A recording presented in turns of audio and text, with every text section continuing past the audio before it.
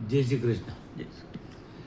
पिछले एपिसोड में हमने कहा था कि साहब हम अब आगे वाले एपिसोड में गुरु की महिमा का वर्णन करेंगे कि गुरु किस लेवल का होता है। ये जो दुनिया भर में गुरु कहलाते हैं वो गुरु के लायक नहीं। गुरु की महिमा तो इतनी गहरी है कि साक्षात्कार करने वाला गुरु को कहता है, जिस गुरु के माध्यम से, कि बलिहारी गुरु में आपके जो गोविंद दियो मिला है, यानी गोविंद से भी गुरु को ऊपर माना है। उसकी जो महिमा है वो इतनी गहराई में है कि उसको न तो लिखा जा सकता, न वर्णन किया जा सकता, न बताया जा सकता, न शब्दों में डाला जा सकता। उसी के ऊपर एक ये भजन है, वो लिखा हुआ है, गाया किसी ने, उसकी केवल हम व्याख्या करेंगे, उस भजन की व्याख्या करेंगे। उसमें कितना गहराई में उस गुरु का की योग्यता, उसके पद का गहराई से वर्णन किया है, वो व्याख्या हम करेंगे। तो इसको शुरू करते हैं कि कभी कहता है कि गुरु गुण लिखा न जाए। जो गुरु होता है ना, वाणी मौन हो जाए, वाणी मौन हो जाती है। तो गुरु जो होता है वो गुरु का मतलब है कि जिसके अंदर गुण है, गुण है। वो गुण ऐसा है कि वो अपने उस गुण को दूसरे यानी शिष्य में जागृत कर सकता है, डाल सकता है, और उसको जन्म देके उसकी जिज्ञासा जहाँ तक है उस पद को प्राप्त करने की, वहाँ तक पहुँचाने की योग्यता, उसकी गुरु की योग्यता ऐसी होती है कि वो उस शिष्य को उस योग्यता को प्रदान कर सकता है, तब गुरु कहलाता है वो। ये नहीं साहब पोथी पढ़ ली, किताब पढ़ ली, वेद पढ़ लिया, पुराण पढ़ लिया तो गुरु हो गया।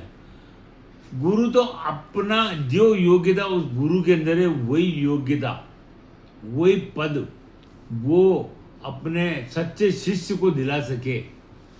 अगर उसने गुरु ने साक्षात कर रखा है तो वो शिष्य को भी साक्षात्कार करा दे, ऐसी योग्यता, ऐसा गुरु उसके अंदर हो, तब जाके उसको वो गुरु कहलाने का हकदार है कि साहब हाँ ये वाकई गुरु है। तो गुरु की महिमा के लिखा है कि गुरु गुण लिखा न जाए। गुरु को गुण लिख नहीं सकते, बोले नहीं जाते तो लिखेगा, लिख नहीं सकते, बोल नहीं सकते। वाणी मौन हो जाए, वाणी मौन हो जाती है। तो अब यहाँ से शुरू करते हैं कि वो शिष्य कह रहा है कि पूरी धरती कागज बन जाए। पूरी धरती को अगर मैं कागज बना लूं तब भी गुरु के गुण नहीं लिख सकता। इतनी गहराई है गुरु के गुणों की, अध्यात्म की। अध्यात्म का मार्ग की तो दिखा दो, अध्यात्म मार्ग की पूरी एक एक बारीकी बता देता है। हर पग पग की जो यात्रा है उसको सिखाता जाता है, बताता जाता है और पार करा देता है। तो आगे वो कवि लिख रहा है कि सप्त सिंधु की मसी करूं, पूरे सातों समुद्र को शय बना लूं। मैं सातों समुद्र को शय बना लूं और लेखनी सकल बन रही, उसके लिए मैं उसको लिखने के लिए मैं तैयार करा लूं कि साहब मैं मेरे पास इतनी शाही है।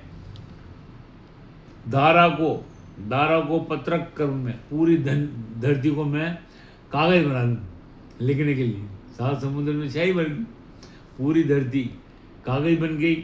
गुरु गुण लिखा नहीं दे, फिर भी गुरु का गुण लिखने में नहीं आएगा। इतना करने के बाद भी ऐसी यानी जो गहराई है ना, उसकी कल्पना की उसने कि साहब इतना होने के बाद भी उसके गुण नहीं लिखे जा सकते।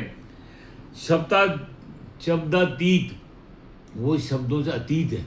शब्दातीत जो चेतना, जो गुरु जिस चेतना को प्राप्त कर लेता है ना, चैतन्य जो चित्त है, वो उससे मिलके परम आनंद परमात्मा हो जाता है।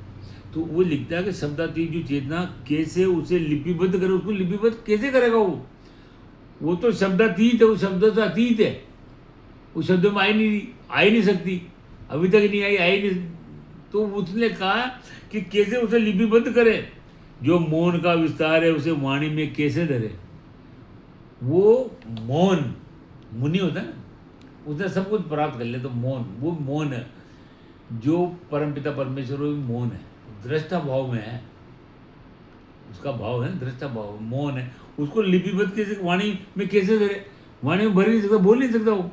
आगे कहते हैं अक्षरों के इस माया जाल में जितने भी वेद, उपनिषद, श्रुतियाँ, ये जितने भी शास्त्र हैं, ग्रंथ हैं, उनका में जो अक्षर लिखे हुए हैं, उनके जो माया जाल में तू सत्य को ढूंढता है। सत्य तो परम तत्व, परम सत्य परमात्मा है, वो सत्य स्वरूप है, उसको ढूंढता है।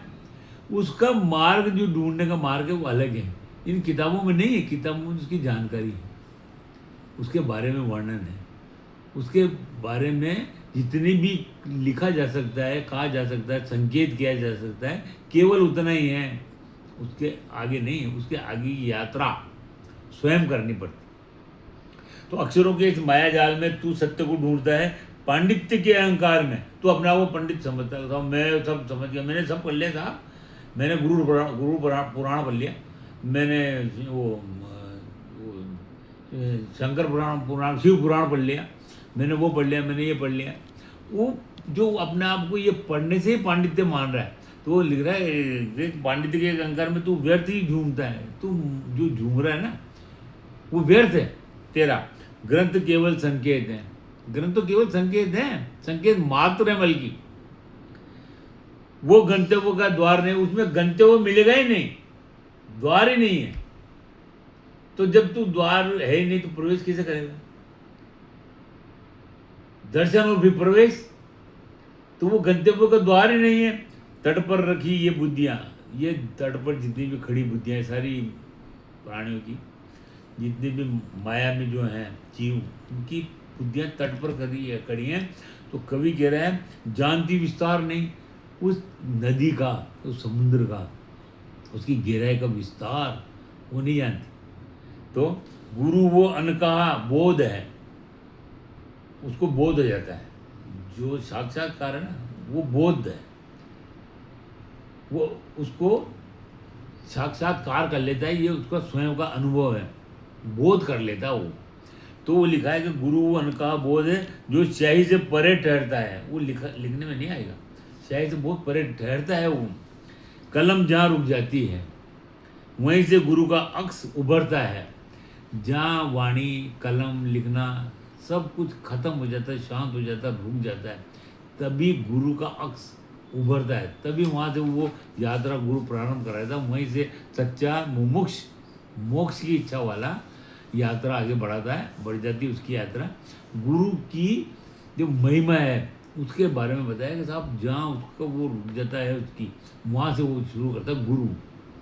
अपन तो भटक रहे हैं ना, सब मांग रहे हैं, सब दर्शन करने जा रहे हैं, सब प्रभु से मांग रहे हैं, मगर सच्चा गुरु मिलने के बाद ही वो यात्रा शुरू होती है। गुरु गुण लिखा न जाए, वाणी मौन हो जाए। आगे लिखते हैं, नील गगन को पटल करूं, इस पूरे जो आकाश है, नील गगन है, उसको मैं पटल कर दूं। एक स्क्रिप्ट वाला जो सीन होता है जैसे स्क्रीन, वो कर दूं। और मेघ का मसी पात्र में, मेघ जितना पानी है, जो बारिश है, उसको मसी पात्र कहते हैं, दवात को, उसको दवात कर दूं मैं, यानी सारा उसमें भर लूँ दवात में। जब भी उस विराट का लिख सकूँ न एक अंश में, तब भी उस विराट का, इतना विराट है वो। यानी विराट का परिभाषा हम करेंगे, इसकी व्याख्या करें तो जो सबसे शॉर्ट में कहा गया ना, वो ये है। अर्जुन से भी श्री कृष्ण भगवान श्रीमद् भगवद गीता में ये कहते हैं, मैं सब में मैं हूँ और ये सब मुझ में है। इतना विराट कि सारी कायनात मुझ में है और मैं इस पूरी कायनात में हूँ। तो तब भी उस विराट का लिख सकूँ न मैं अंश में, तारे जिसके बिंदु हैं। ये जितने तारे, तारों की गिनती नहीं, कहाँ तारों की गिनती? आकाश गंगाओं की गिनती नहीं है।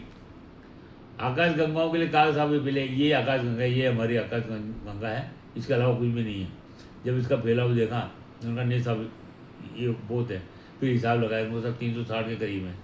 फिर अभी 10-20 साल पहले वैज्ञानिकों का नहीं साहब ये कितनी आकाश गंगा है, इसका भी अंत नहीं। तो ये जो तारे हैं ना, तारे जिसके बिंदु हैं, वो देख बिंदु मात्र हैं, इतनी बड़ी उसकी रचना। और काल जिसकी लेखनी, समय अकाल है, वो अकाल पुरुष है। काल जिसकी लेखनी, उस अगम्य गुरु की महिमा शब्दों में क्या देखनी। ऐसा गुरु, उसकी महिमा शब्दों में देखती है क्या? कहाँ लिखेगा? लिखने वाला ही नहीं है। जब लिखने वाला नहीं तो लिखेगा क्या? और उसमें कहाँ देखनी, शब्दों में क्या देखनी? जो कण कण की धड़कन में है, कहते हैं कण कण में है भगवान, स्पंदन। इसकी भी हम व्याख्या करेंगे। स्पंदन और स्फुरण, ये दो शब्द हैं। स्पंदन इस शरीर से संबंधित है, इस शरीर के अंदर एक स्पंदन होता है, और एक स्फुरण है। वो स्फुरण उस आत्मा के बारे में विवेचना है, उस आत्मा के बारे में वर्णन है कि वो स्फुरण जब दिखता है, जब वो आत्मा का साक्षात्कार होता है, तो वो किस किस तरह से रूप दिखता है, वो हम शायद एक दो एपिसोड के बाद ही उसका इसका जो एंड करेंगे, उस आत्मा के एपिसोड से करेंगे कि साहब आत्मा के बारे में कितना तक बताया जा सकता है, कितना तक बताया है सिद्ध पुरुषों ने, उससे आगे नहीं बताया। और किन किन ने बताया वो ही बताएंगे कि किन किन ने उसका भी वर्णन किया। वो उसमें ग्रंथों में नहीं, शास्त्रों में नहीं, कहीं भी। वो एक शिष्य और गुरु का संवाद है, उसमें है, वो उसको बताएंगे कि जब आत्मा की आखिरी वाला करेंगे। तो जो कण कण की धड़कन में स्वतः ही स्पंदित होता है, स्पंदन, वो अपने आप में स्पंदित होता है, वही तो आत्मा है, वही धड़कन है, वो सब में है। पूरी कायनात के अंदर वो धड़कन स्पंदन है, वो हर चीज में वो स्पंदन है। वो जो बदलाव हो रहा है ना, हर चीज में बदलाव हो रहा है, वही स्पंदन है, उसी के कारण वजह से हो रहा है। संगठन हो रहा है, विघटन हो रहा है, वो सब उसकी वजह से हो रहा है। कण की धड़कन में स्वतः स्पंदित होता है, वो कागज की परतों में कभी नहीं संचित होता है। कागज की परतों में कैसे संचित हो जाएगा? इतना विराट, जिसका वर्णन ही नहीं हो रहा, कर ही नहीं सकता कोई। वो कागज की, कह रहे हैं कागज में कहाँ ढूंढ रहे तुम मेरे को? गुरु गुण लिखा नहीं जाए, इसलिए कहा कि साहब गुरु के गुण नहीं लिखा जा सकता, गुरु की महिमा इतनी व्यापक। फिर आगे क्या कह रहे हैं? भाषा तो बस द्वैत है। भाषा, जितनी भी भाषाएं हैं वो द्वैत समझाने के लिए हैं। साहब ये माया है, वो पर है, इससे माया से पर है, परम है, परम पिता परमेश्वर, वो पर है। ये द्वैत दो उसी के रूप है, वही है, मगर समझाने के लिए। भाषा तो बस द्वैत है जो भेद को जन्म देती है, बताने के लिए कि साहब ये भेद है, उसमें भेद है, नहीं माया भी वही है। पर गुरु कृपा तो अद्वैत है। गुरु की कृपा जो है ना, उसमें द्वैत नहीं है, वो एक ही है। गुरु एक ही जगह ले जाएगा, एक ही मंजिल को प्राप्त होते सारे सारे जितने भी मुमुक्ष हैं। जो प्राप्ति है, जो स्थिति है, वो एक ही स्थिति है, उसी को प्राप्त करते हैं कि हम अद्वैत की। पर गुरु कृपा तो अद्वैत की अमृत धारा पीती है। अमृत धारा कहा कि साहब तेरे को अमृत मिलेगा। कृष्ण भगवान, श्री कृष्ण भगवान अर्जुन कहता है मेरे को ये तीनों लोग का भी राज नहीं चाहिए। तो कहता है राज की बात कहाँ हो रही? राज कौन दे रहा है? तीनों लोग का राज की तू कर रहा है, मगर बात यहाँ राज की वो नहीं, तेरे को अमृत मिलेगा। अमृत, मृत्यु नहीं, जहाँ मृत्यु का भय खत्म होता है, अभय पद, वो अभय पद मिलेगा, वो इन सबसे ऊपर है। व्याकरण के बंधनों में, ये सारे व्याकरण ही तो है, पूरे व्याकरणों से भरा पड़ा है सारा जो शास्त्र है। वो तत्व नहीं समाएगा, कितना ही बड़ा व्याकरण कर ले, लिखने वाला अपने आप को बहुत बड़ा लेखक मान ले, मगर वो तत्व उसमें समा नहीं सकते। परम तत्व परमात्मा है ना, उस तत्व का व्याख्या ही नहीं कर सकते, वहाँ पहुँच ही नहीं रहे। अव्वल तो कितने से पहुँचे, फिर व्याख्या क्या करेंगे साहब? जो पहुँचा ही नहीं मंजिल पर, देखी नहीं। तू जितना लिखेगा उसे, वो उतना ही दूर जाएगा। जितना लिखने की कोशिश करेगा, वो जानने की बात है, वो जानने योग्य है, मानने के लिए नहीं है कि साहब हमने ये पढ़ लिया, हमने मान लिया, या हमने उसका अध्ययन कर लिया, या हमने को मेरे को उसने बता दिया, या मेरे को उसने सिखा दिया, मैंने उसके कहने से वो पढ़ लिया। वो जानने योग्य, वो जानना, मंजिल को प्राप्त करना, चलकर जाना है, जब जाके वो जानता है। मौन जब संवाद बने, उसका वो जो तड़प है ना, उसको पाने की, वो धीरे धीरे धीरे शांत हो जाती, मौन हो जाता है वो। जब मौन वाली स्थिति आती है तो समझ कि गुरु कृपा का द्वार मिला। अगर सारी जो उलझने हैं, सारे प्रयास हैं, सारे भाव, जितने भी भाव कुभाव सब शांत हो जाते हैं, जब वो मौन हो जाता है तो समझ कि गुरु का द्वार मिला। अब गुरु का द्वार मिल गया, जहाँ से गुरु भक्त को, साधक को प्रवेश कराना चाहता है अष्टांग योग। इसीलिए उन्होंने अष्टांग योग का वर्णन किया, निर्माण किया, बताया कि साहब इस मार्ग से पहुंच जाते हैं, सभी उसी से पहुंचे हैं। तो लिख जाए, बिना लिखे जो पढ़ा गया वही रूह का श्रृंगार मिला। वही जो बिना लिखे, यानी वो बैठे वो ध्यान में, वहाँ न लिखना है न पढ़ना है, ध्यानस्थ, पहले आसनस्थ, फिर ध्यानस्थ, फिर समाधिस्थ, 3 जगह स्थिति मिलती है। तो बिना लिखे जो पढ़ा गया वहाँ पढ़ाई होती है, वहाँ उतरता है वो, वहाँ बताता रहता है वो, वहाँ बातचीत होती है। तो वो जो बिना लिखा पढ़ा गया वही रूह का श्रृंगार है। उस अंतःकरण का, जो अंतःकरण में वो उतरेगा वही उसका श्रृंगार है। युग बीते और कल्प गए, उसकी व्याख्या की प्यास में, उसकी व्याख्या हो ही नहीं सकती। युग बीते, कल्प गए, कितने कल्प हो गए ना, कहाँ व्याख्या हो रही है? 6000 साल के लगभग तो श्रीमद् भगवद गीता को हो गया, क्या व्याख्या हो रही? वो व्याख्या गलत कर रहे हैं तो और भटकाव हो रहा है। उसीलिए हम कर रहे हैं, तब ये समझ में क्यों नहीं आती। तो आज इसीलिए हम ये गुरु की महिमा, गुरु की गहराई का वो कर रहे हैं। पर गुरु तो निर्गुण रूप है, वो निर्गुण है, गुणातीत है वो गुरु। गुरु गुणातीत है, वो गुणातीत रूप है उसका। हर सांस में विश्वास में, वो हर सांस में विश्वास में, सांस प्रश्वास में गुरु। गुरु जो गुणातीत है, वो गुरु की जो महिमा है, जिधर वो गुरु भक्त को ले जाएगा वो सांस के द्वारा प्राप्त होता है। सांस प्रश्वास शांत हो जाता है एकदम। वो बताएंगे जब वो आदि अनादि ऊर्जा है। अब ये एक यहाँ इतनी बड़ी व्याख्या है कि ये पूरी कायनात 2 चीज़ों पे टिकी हुई है। इसको कई जो गुरु हैं उन्होंने अलग अलग तरह से समझाया है। हम आज का उसका एक बहुत ही शॉर्ट में करते हैं कि जो जब वो हूँ, वो जो दृष्टा आत्मा है, जो सर्वोपरि है, वो हूँ से जब है इस माया में, ये इतना सी का है, तो वो जब उस जो चाल है यहाँ से यहाँ तक की गति या मार्ग में की गति, हूँ से है तक की गति, तो गति में 2 चीज जनरेट होती। एक तो होती है ऊर्जा, गति में ऊर्जा, और एक साउंड। तो जो साउंड है उस गति की, ये ओंकार है। ओंकार कोई शब्द नहीं, ओंकार ध्वनि है। ये इस पूरी कायनात में, पूरी ब्रह्मांडों में, जितने ब्रह्मांड उनमें सब में वो ध्वनि प्रसारित है। वो ध्वनि साधक को जब वो ध्यान में बैठता है तो कुछ टाइम के बाद सुनाई आती। हमने पहले भी कहा था, वो हम जब उसकी व्याख्या करेंगे तब उसी की व्याख्या करेंगे कि वो कैसे सुनाई आती, कब आती, क्या है। तो एक तो ये पूरी कायनात में वो ध्वनि ओंकार, वो ओंकार के लिए कहा कि साहब वो 3-4 तरह के उदाहरण दिए, साहब उसमें हो सकता है, उसमें हो सकता है, मगर उसका सबसे बढ़िया उदाहरण, उसको जो टच करने वाली बात है वो मेरे हिसाब से ये है कि जहाँ समुद्र शांत होता है वहाँ शाम को अगर कोई साधक खड़ा हो जिसका ध्यान उस साउंड को सुनने का होगा, साहब यहाँ कोई साउंड आ रही है, तो शांत समुद्र के किनारे पे वो साउंड आती है।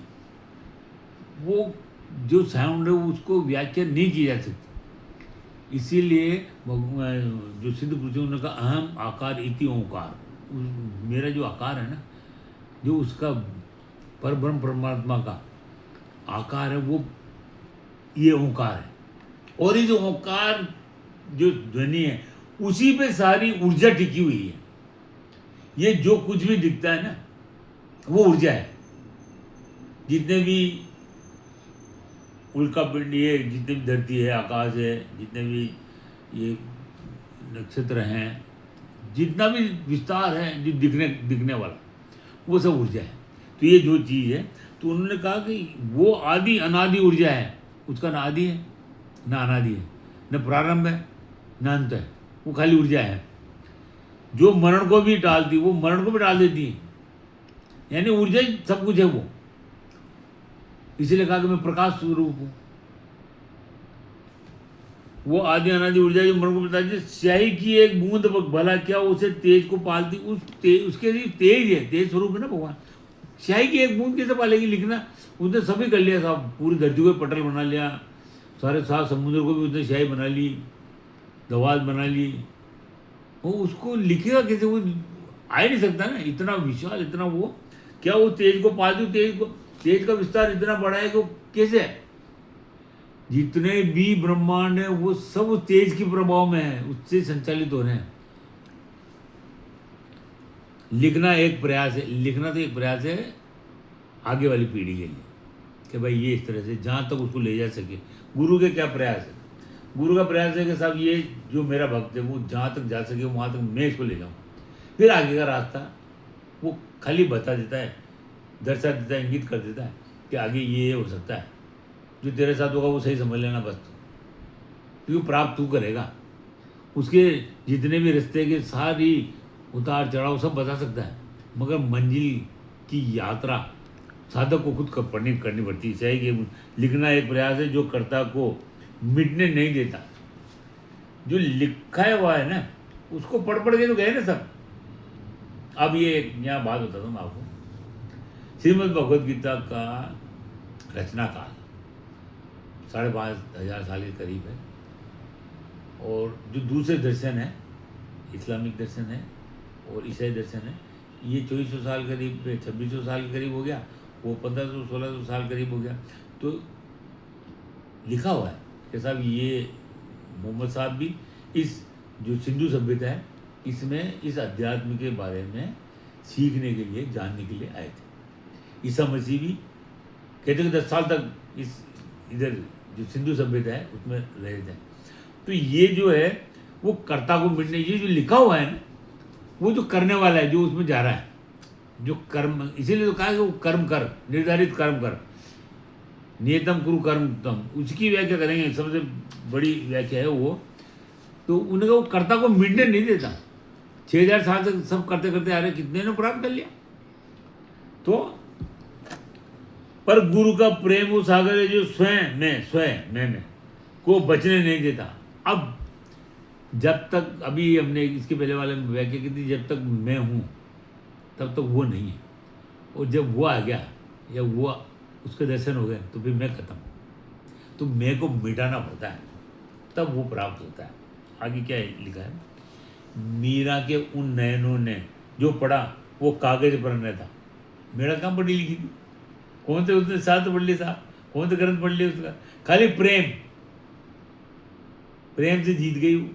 तो वो कागज पर न था, वो प्रेम की एक स्याही थी, प्रेम की स्याही थी जिसका कोई अक्षर न था।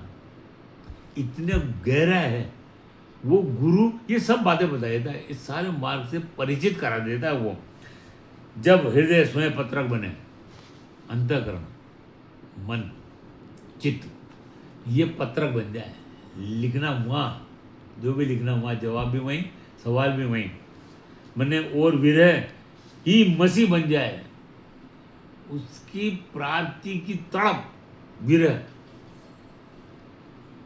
वही शाही बन जाए बस, उसके अलावा कुछ भी नहीं। वो शाही, विरह वाली शाही वही लिखे, तभी गुरु की उस महिमा का कुछ अंश समझ में आए। ऐसी स्थिति आने पर उस गुरु की थोड़ा सा समझ में आता है। और जैसे ही समझ में आने लगता है, फिर भगवान श्री कृष्ण कहते हैं और अड़गड़ा जी महाराज कहते हैं, फिर आराधना से गति पकड़ लेती है। बहुत गहरे वाली बात है वो, कि जहाँ से शुरू होता है वहाँ तक पहुँचना भर है।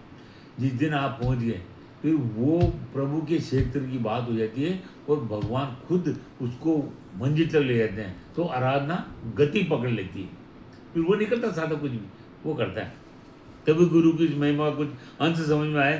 पन्नों पर जो उतर गया वो केवल एक स्मृति है, कागजों में वो तो स्मृति है। स्मृति कहा ना भाई, वेद, उपनिषद, स्मृतियाँ। तो वो तो जो कागज में उतर गया ना वो तो स्मृति है, और जो अंतस में अनकहा रहा, जो अंतस में जो कहा नहीं गया, वो असली श्रुति है जो उतरता है वो। तो आगे कवि कह रहा है, त्याग दे संकलन की जिद, ये जो इकट्ठा करने की जिद है ना, क्योंकि उसकी तो प्राप्ति तत्क्षण होती है। तेने वेद इकट्ठे कर लिए, तेने सारी उपनिषद इकट्ठे कर लिए, और मैं पढ़ रहा हूँ साहब, मैं ये कर रहा हूँ साहब, और हमने ये पढ़ लिया और वो पढ़ लिया। कई हैं जो अपने एजुकेशन को बखान करते साहब, मैं IIT में और मैं ये भी हूँ, मैंने ये भी कर रखा है, वो भी कर रखा है। तो उसका इस अध्यात्म के क्षेत्र में, क्योंकि अधिकांश जितने भी सिद्ध पुरुष हुए हैं, जिनको स्थिति मिली है, उनके पढ़ाई लिखाई दूर दूर तक ही नहीं, अड़गानंद जी महाराज की नहीं, प्रेमानंद जी महाराज की नहीं, और भी बहुत से, साईं बाबा की नहीं थी, शिरडी के साईं बाबा कहाँ, कबीर साहब कौन से पढ़े लिखे थे, जुलाई थे। तो उससे कोई संबंध ही नहीं है। त्याग दे ये संकलन की जिद और शून्य में विलीन हो, वो शून्य है, उसमें विलीन हो जा, एक हो जा। कलम कागज वो को मोह तज, जो कलम कागज का ना लिखना, ये वो किताबें लिख दी मैंने साहब, और ये कर दिया साहब, मैंने बखान कर दिया साहब। तू बोध में प्रवीण हो, कलम कागज का मोह त्याग कर, तू बोध में, बोध स्वरूप है, उसमें प्रवीण हो जा, उसकी पारंगतता हासिल कर ले। जब लिखने वाला ही नहीं, कौन लिखेगा? तो शेष क्या रह जाएगा? वहाँ सब समाप्त हो जाता है, एक हो जाता है। केवल्य, केवल्य पद इसलिए लिखा है, केवल्य पद का मतलब है तो वहाँ केवल एक, केवल केवल्य, उसके सिवा कुछ है ही नहीं वहाँ।